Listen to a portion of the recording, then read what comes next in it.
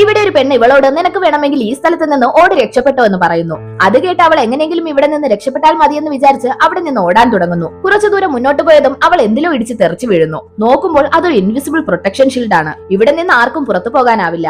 ആ പെണ്ണ് ഇവിടേക്ക് വന്ന് ഇവളെ കളിയാക്കുന്നു. ദേഷ്യം വന്നവൾ അവളെ അറ്റാക്ക് ചെയ്യാൻ ശ്രമിക്കുമ്പോൾ അവൾ മാഞ്ഞു പോകുന്നു. ആക്ച്വലി ഇവിടെയുള്ള ഓരോരുത്തർക്കും ഓരോ സൂപ്പർ പവേഴ്സ് ഉണ്ട്. പക്ഷെ ഇവൾക്ക് മാത്രം തന്റെ സൂപ്പർ പവർ എന്താണെന്ന് കണ്ടെത്താനായിട്ടില്ല. വീണ്ടും ഒരു ദിവസം ഈ പെണ്ണ് ആവശ്യമില്ലാതെ ഇവളോട് പ്രശ്നമുണ്ടാക്കുന്നു. അവളോട് എതിർത്ത് നിൽക്കുന്നതിനായി ഇവൾ തിരിച്ച് അറ്റാക്ക് ചെയ്യുന്നു. ഉടനെ ദേഷ്യം വന്നവൾ തന്റെ സൂപ്പർ പവർ യൂസ് ചെയ്ത് ഇവളെ അറ്റാക്ക് ചെയ്യാൻ ശ്രമിക്കുന്നു. പെട്ടെന്ന് തന്നെ അവിടുത്തെ ഇൻചാർജായ ഡോക്ടർ വന്ന് ഒരു പ്രൊട്ടക്ഷൻ ഷീൽഡ് കൊണ്ട് ഇവളെ കവർ ചെയ്യുന്നു. പിന്നീട് അവിടെ ഓരോ തരത്തിലുള്ള വ്യത്യസ്തമായ കാര്യങ്ങൾ നടക്കുന്നു. ഇവർക്കെല്ലാം പേടിയുള്ള കാര്യങ്ങളെ പറ്റി ഇവർ ദുസ്വപ്നം കാണുന്നു. അതെല്ലാം റിയൽ ആയി നടക്കുന്നു. ഇവളാണ് ഇതിനെല്ലാം കാരണമെന്ന് പറഞ്ഞ് ഈ പെണ്ണ് വീണ്ടും അവളെ അറ്റാക്ക് ചെയ്യുന്നു. ഇപ്രാവശ്യം ഇവളുടെ സൂപ്പർ പവർ പുറത്തു വരുന്നു. ഇവളുടെ ഫേസ് ആ പെണ്ണിന് ഏറ്റവും അധികം പേടിയുള്ള ഒരു സ്മൈലി ഫേസ് ആയി മാറുന്നു. അത് കണ്ട് പേടിച്ചവൾ പുറകിലേക്ക് വന്ന് വീഴുന്നു. ഉടനെ തന്നെ ഡോക്ടർ അവളെ ഇഞ്ചക്ട് ചെയ്ത് മയക്കുന്നു. ഈ സംഭവത്തോടെ ഇവൾ ഡേഞ്ചർ ആണെന്ന് മനസ്സിലാക്കി ഡോക്ടറിനോട് അവളെ കൊല്ലാൻ അതോറിറ്റി പറയുന്നു. എന്നാൽ അതിന് ശ്രമിച്ച ഡോക്ടറിനെ വലിയൊരു കരടി വന്ന് അറ്റാക്ക് ചെയ്ത് കൊല്ലുന്നു.